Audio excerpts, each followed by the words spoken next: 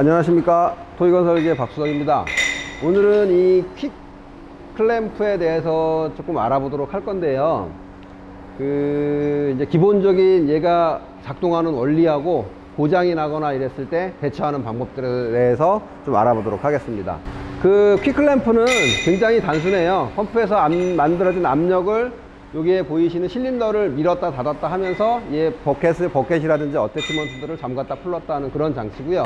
실제로 저희가 임대를 하거나 이런 과정에서 보면 가장 많이 고장 나는 부위이기도 해요. 그런데 현장에서 뭐 고장이 나면은 뭐 응급처치를 좀 해야 될 상황도 생기고 그러는데, 그러려면 얘가 기본적으로 작동하는 원리를 조금 아시면 편할 것 같아서 좀 설명을 드리고 있는 거고요. 얘네들은 기본적으로 크게 부품이 한 4가지 정도로 압축을 할 수 있을 거예요. 손잡이부 얘를 작동하는 전기로 된 스위치하고, 그 다음에 그 스위치를 따라가 보면은 솔레노이드 밸브라는 게 있어요. 그래서 그 유압의 압력을, 이 실린더를 열기 위해서 전자식으로 방향을 방향을 이렇게 좌우로 교차해서 전환을 해서 닫혔다 열게 하는 솔레노이드 밸브가 2가지가 있을 거고, 그 다음에는 얘 본체가 있겠죠. 본체가 있을 거고, 나머지는 기타 이제 배선이라든지 이런 유압 배관들로 3개 뭐 이렇게 이루어졌을 것 같은데, 기본적으로 퀵 클램프는 연결을 하는 방식이 조금 차이가 있어요. 미니 굴삭기 같은 경우는 특히. 보통의 경우는 이 퀵 클램프에 들어오는 유압을 뭐 P1이나 P2에서 메인에서 그냥 다이렉트로 따서 오는 게 국내 대부분 장비들은 그렇게 사용을 하고 있고요. 지금 뭐 일본 장비, 특히 구보다나 이런 장비 같은 경우는 펌프에서 다이렉트를 따는 게 아니고 블레이드 쪽에서 유압을 따서 오게 돼 있어요. 그래서 블레이드를 움직여야 얘가 작동을 하고 뭐 그런 장비들도 있기는 한데, 뭐 큰 차이는 아닌데 뭐 장단점들인데, 그거는 이제 조금 이따 설명을 드리도록 하고요. 기본적으로 좀 한 가지 알아보도록 할 건데, 지금 이쪽에 보시면은 이제 지금 요 R30의 전기 회로도하고 유압 회로도인데, 사실은 뭐 이거를 볼 필요도 없어요. 그러니까 굉장히 단단한 건데, 기본적으로 운전석 옆에 보면 스위치가 이렇게 있죠. 스위치가 들어와서 이 스위치가 이 솔레노이드 밸브라는 거를 하게 되면, 이 솔레노이드에서 P 압력단하고 이 탱크단이 이렇게 연결이 되어 있고, 여기에 A1, A2가 있어서 얘네가 퀵 클램프 본체로 이렇게 연결이 되어 있어요. 그래서 이쪽에서 스위치를 연결하면 솔레노이드가 붙으면서 A1 쪽으로 유압을 줄 수도 있고, 스위치가 떨어지면서 A2 쪽으로 유압을 줄 수도 있어서 버켓에서 잠겼다 풀어졌다 했고, 굉장히 단순한 구조로 이렇게 되어 있고요. 이제 고장이 나거나 이런 증상들이 있는데, 그런 증상들이 났을 때 어떻게 이렇게 좀 판별을 해내고 어디가 고장이 났는지를 좀 유추할 수 있는 것들이 많이 있거든요. 그래서 그런 것들을 좀 장비를 보면서 실제로 설명을 좀 드리도록 할 건데, 이게 어떤 여러 가지 요인들에서 작동을 안 할 수가 있죠. 그러니까 전기 쪽에서 전기 신호가 안 들어갈 수도 있고, 유압 쪽에서 유압이 안 들어갈 수도 있고요. 아니면 실제로 작동을 하는데 이 퀵 클램프 본체에 있는 체크 밸브가 조금 이상이 있든지 실린더가 이상이 있든지 해서 작동을 안 하는 경우도 있을 테고 해서, 그런 증상별로 어떻게 고장이 났을 때 대처를 하면 좋고, 어떻게 하게 되는지, 그런 것들에 대해서 설명을 좀 드리도록 할게요. 이제 퀵 클램프 이제 고장이 나는 경 중에서 뭐 이런 경우가 있겠죠. 버켓을 찾는데 버켓이 안 풀린다. 아니면은 버켓을 이렇게 차야 되는데 이게 후프가 이제 안 벌어진다. 이런 증상들이 나타날 수가 있어요. 그래서 보면 대부분 뭐 유압 쪽의 문제다. 근데 유압으로 보면, 이제 제가 하나를 좀 보여드릴 건데 이제 보세요.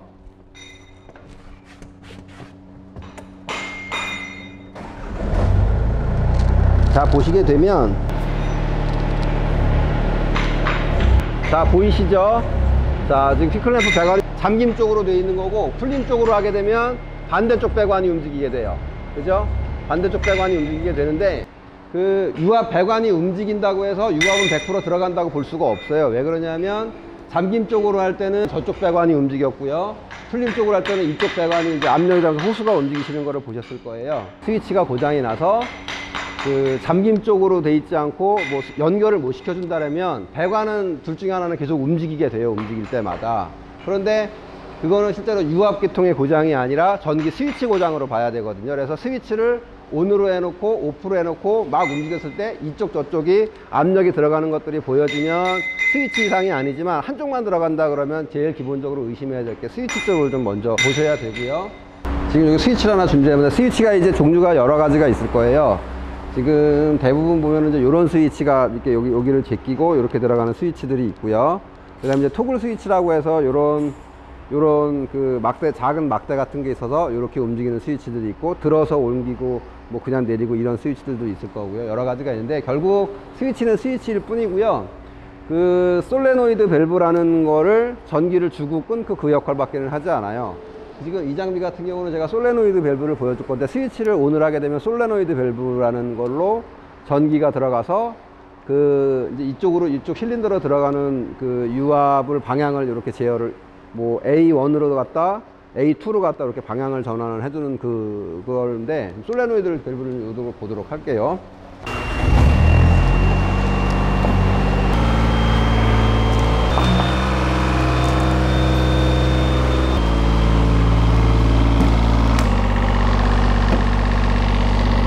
지금 이제 이 장비 같은 경우는 요게 그 퀵클램프 솔레노이드 밸브예요. 그래서 전기 신호를 주게 되면 요거는 별게 아니거든요. 전자석이에요. 그래서 여기 보시면 써 있는데 P, 요게 펌프에서 오는 걸 테고, T라고 쓴 게 탱크를 리턴하는 라인일 거고요.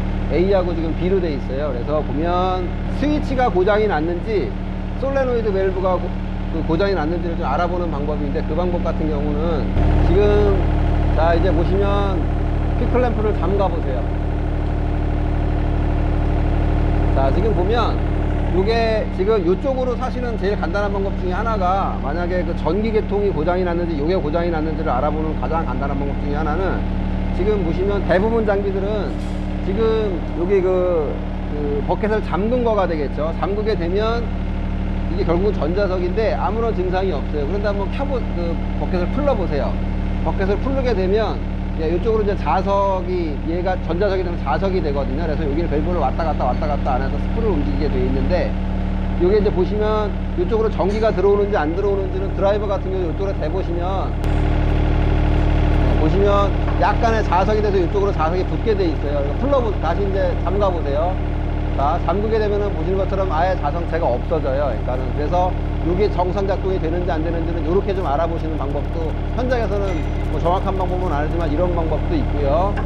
그 다음에 이쪽에 보면은 또 우리가 이쪽으로 전기가 들어오는지 안 들어오는지는 여기 보면은 커넥터가 있어요. 그래서 커넥터를 빼셔서 테스터기로 전기를 찍어봐서 스위치를 온했다 오프를 해봤다 하는 그런 방법들도 좀 있을 수가 있겠죠. 근데 그게 사실은 기본적인 방법이 되지만, 임시로 말씀드렸던 것처럼 현장에서는 이쪽으로 전기가 들어오는지 안 들어오는지 드라이버 같은 거를 붙여서 아주 약하게 자석이 들어오게 되거든요. 떴다 떴다 해보세요.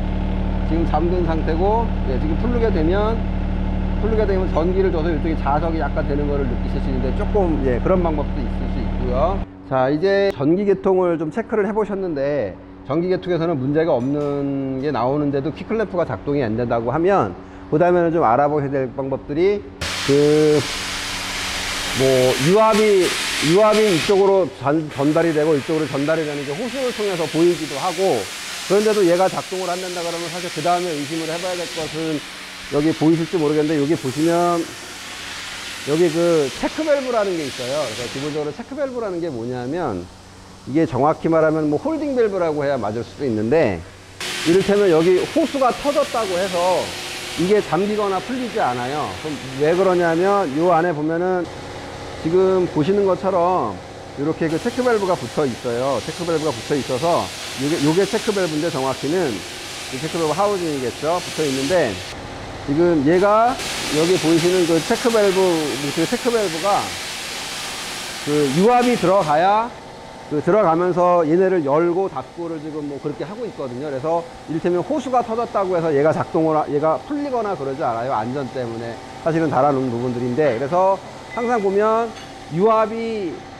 이쪽으로 들어가야 그 탱크를 리턴되는 라인도 풀리고 들어가는 라인도 열리게 돼서 이게 작동을 하게 되고요. 그 다음에 유압이 들어가지 않으면 얘는 기본적으로 작동을 하지 않아요. 그래서 이를테면 현장에 갔는데 버켓이 찬 상태에서